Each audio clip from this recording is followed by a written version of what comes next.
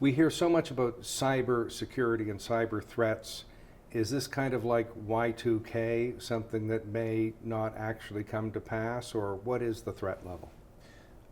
It has, not only has it had come to pass, it's here, it's alive, and unfortunately it's getting bigger.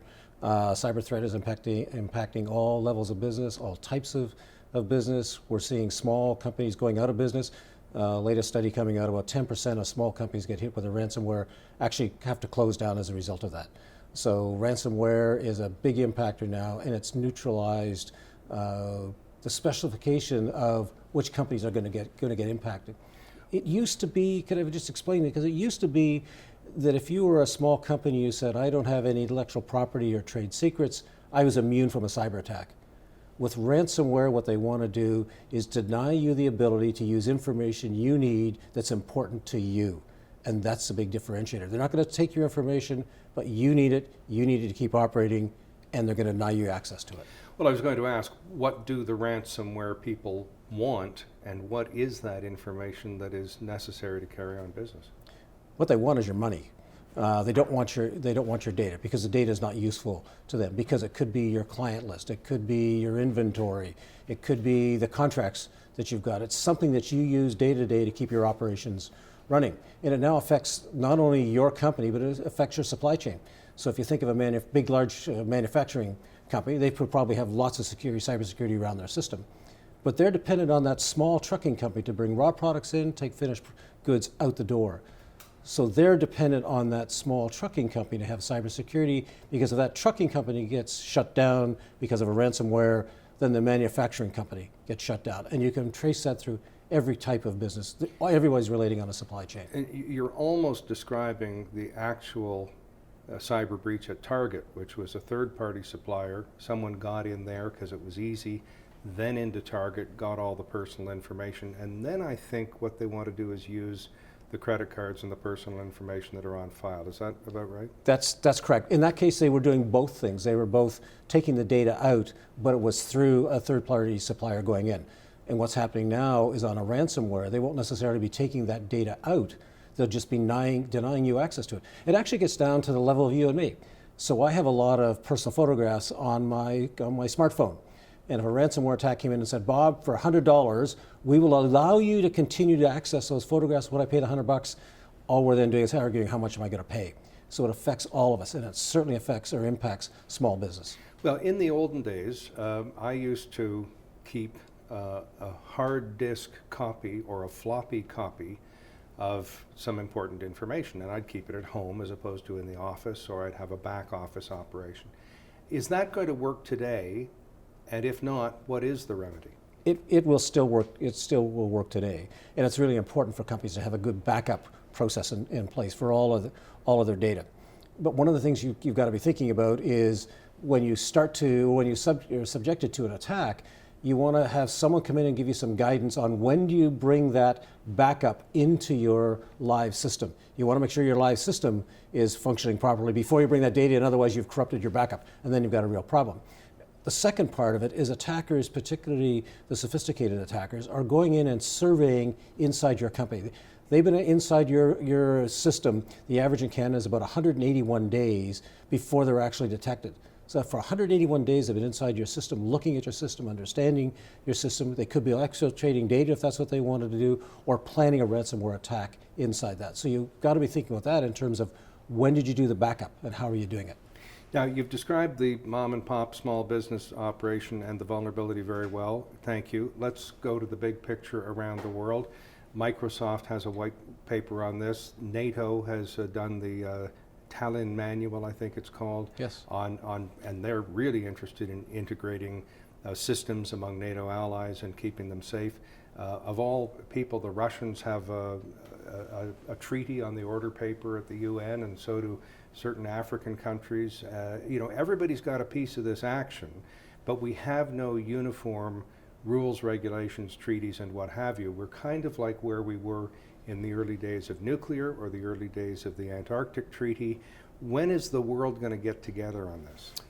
Well, they've started to get together already, because all the countries have got together and said that the existing rules that apply in the physical space also apply in the cyberspace. So it's not we're starting out completely neutral.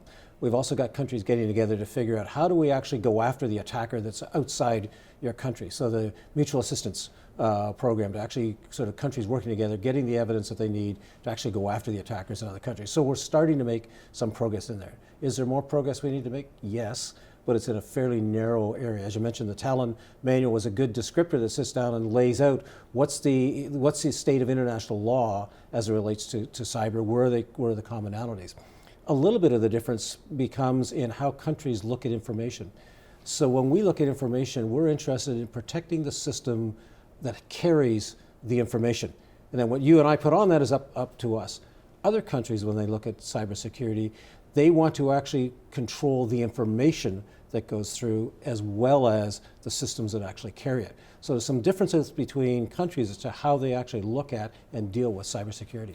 Now, as a former police officer in uniform, I imagine you find the degree of difficulty a little higher when the perpetrator could be in one country, have hired a hacker in another who doesn't really know why he or she's doing what he or she is doing, putting a payload in a computer in a third country that is delivered to a fourth country. That makes your job really difficult, doesn't it?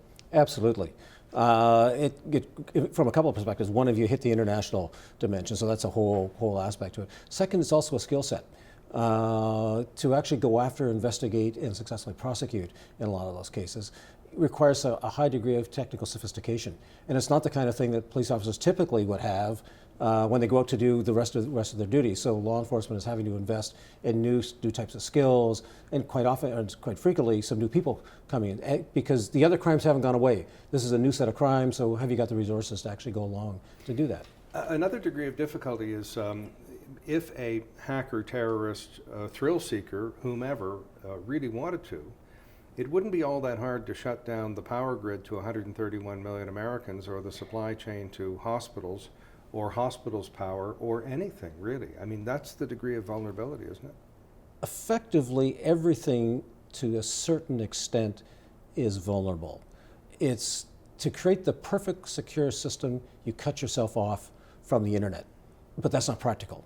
So companies, and the energy company spends a lot of money to make sure they're as robust as is humanly possible to be able to do that.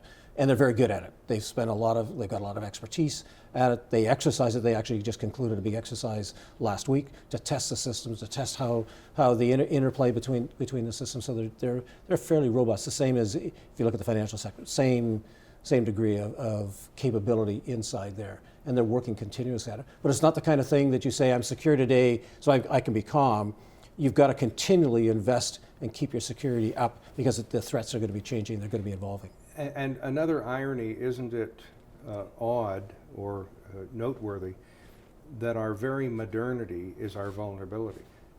Supply chains, just-in-time delivery, lack of redundancy, and all those gizmos we have in our cars and homes can be turned against us. There have been cases of taking control over an automobile on the highway, of turning street lights or security cameras into a threatening device. How do we deal with that? How do we keep our safety and our safety systems and our conveniences, but stay safe? I mean, you're correct in that a lot of the new conveniences we've got now come with a risk to it. But that's not unlike what we've experienced before when we've had risks.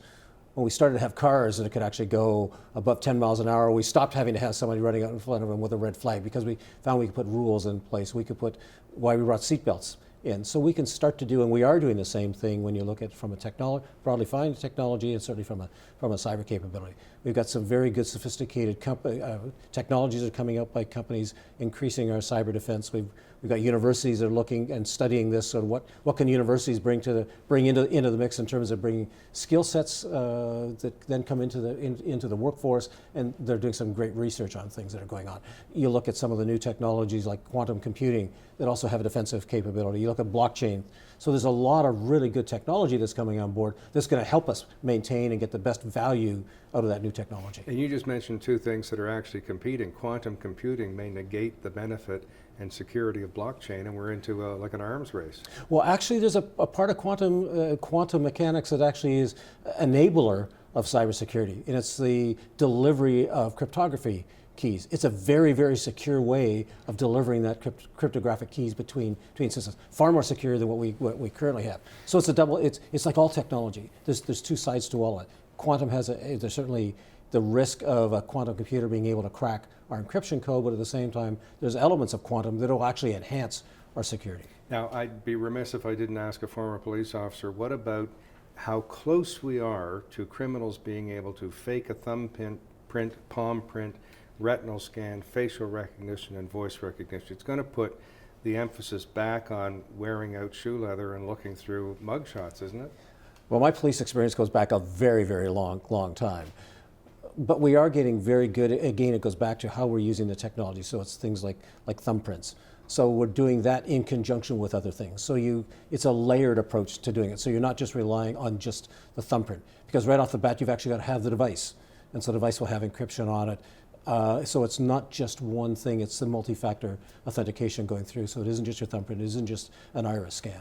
Which, by the way, slows down business transactions and is a cost. It is a cost, but security is always a cost. It's that risk assessment that businesses have to do. What's the value of what you're protecting or trying to do versus what's the cost? It's that businesses do that all the time on risk and cost. And cybersecurity is no different with that. Thank you. Pleasure. Stay safe. Thank you. To you as well.